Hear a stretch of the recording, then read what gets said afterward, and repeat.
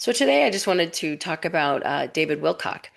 And, you know, he's crossed over and he did amazing work here. And over the years, I wasn't a huge follower or anything, but, over the years, I would tap in, like, huh, what's he doing? And what's he up to? And very interesting.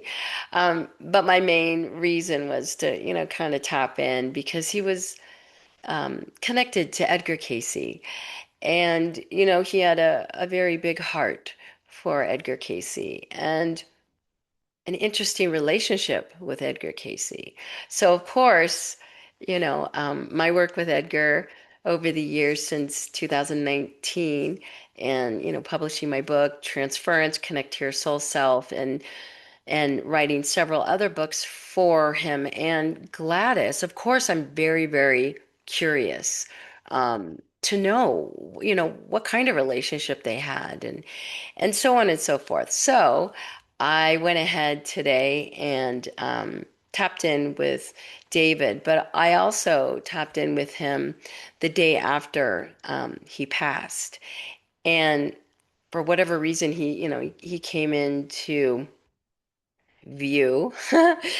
And so I was quite taken back. I was like, oh wow, what's happening here? This is interesting, David. And he's very clear, like he was like very present. So that to me was, just spectacular. And I thought, oh, here we go. So, I went into deep trance and up and out and what, my normal routine that I do every morning. And he was very present, and I could hear him clear as day. Very, very strong presence. That's how I can explain it. And I was like, David, oh, here you are. And so I was just enamored with this, and he wanted to be with Edgar. So all of a sudden, you know, I'm there, Gladys is here, Edgar's there, and then David is with us and we're all in the garden and we're first Gladys and I were sitting on the bench in the garden and just enjoying the beautiful aroma of the roses that were in bloom, and I was so enamored with the connection that David and Edgar were having, and I was witnessing and overseeing and seeing and just, with them out of body, my out of body experience. And it was just beautiful. And so I was, projecting my questions as well to, all of us in that realm. And, I said, what was their relationship? What, because I was very curious, because in the past there had been talk and, that he was the incarnate of Edgar Cayce, and that was proven not to be the case. But, there was a lot of, hoopla about that and so on and so forth. And then, the ego gets involved and, can steal the show sometimes, as, it does. And that's okay. And so anyway, back to my curiosity of like, oh, I wonder what kind of relationship they did have. So all of a sudden there was like a projected regression, and Edgar was, you know, showing what their connection was. And it came out that they were father and son in a past life. And it was just beautiful. And I felt it and I saw it. And Gladys just kind of looked at me like, like almost like a confirmation of like, oh. And all of a sudden they're walking side by side together and walking down this path. And I mean, I got really emotional because I'm witnessing this as I'm sitting with Gladys and watching them. And they had such a strong bond and love for one another. It was quite beautiful. So that was my confirmation of what I experienced. And it was just incredible. So as they're walking, and then I'm with Gladys, but then it shifted, and then I began to ask more questions with David, and we were in deep in the Akashic Records, actually. So it kind of shifted, and that's what happened. So when you're out of body, all the out of body experiencers out there, you're shifting constantly. Things are happening like this, right? So one scene goes into the next scene and the next scene, and some, obviously will drag on, and you'll spend more time in one scene, let's say, for your lessons or information that you need to receive. But for this, it was it was almost staccato, like here you go, here you go, here you go. It was very interesting.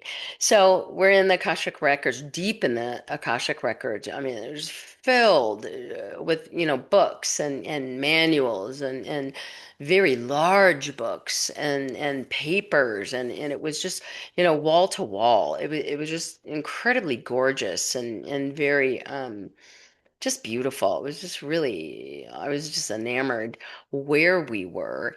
Um, and I started asking the questions, telepathically, and he first of all said, yes, all a charade. It was a complete charade. So I wrote that down. So I'm going to be reading off of my notes what I had written down on that day. So, and then it says, but don't they know how powerful it is on the other side? And then the answer was no. So when we're on the other side and we do cross over, there is power, right? It is very powerful because there's no restrictions, there's no parameters, there's no boundaries, there's um, so much free will. And, as you're here on the earth plane and conducting your life as you do, um, you're tallying up, how far you can go and what you can do on the other side, right? So I kind of view it that way. It's very interesting. But, I was just, proposing these questions and we're having this dialogue back and forth, which was really interesting. And so I asked him because I was curious too. I'm like, I wonder if he's tapped into, all the work that Edgar and I and Gladys have done all these years. And, because I'm like, huh, because he just crossed over. So I wonder, right? So those were my thoughts in present time of how quickly when we do cross over, how much can we ascertain, right? So when I asked the question, I said, David, I said, have you reviewed what I have been working on for so many years? And and then he reviewed it in a second. So I mean, it was quite interesting. And it was almost like he was projecting back to me all the work that I have done and I've done with Edgar and Gladys. So within seconds, he was up to date. Like he was like, yep. I'm like, okay. I don't know. I just thought it was really fascinating. So, and then I asked him, I asked him, like, are you happy? And he's like, I am so incredibly happy. And he was just beaming and he looked really healthy and just incredibly present and incredibly happy and free. So I just wanted to share that because I thought it was really important that the ones that do cross over, immediately when they cross over, it is so easy to connect in with them. It's easier because they're not so busy right now. You know what I mean? It's like they're just kind of transitioning, and it was just really, for me, it was wonderful to, gain that clarity. And and ask him the questions that I had been wanting to and in that second and yeah, it was just wonderful to get that clarity. So just wanted to share that, and until the next time that we meet, I'm Corina Angela, and thank you so much for listening. Please leave a comment and like and subscribe and join my Patreon for more information. All right, thanks so much. Bye bye.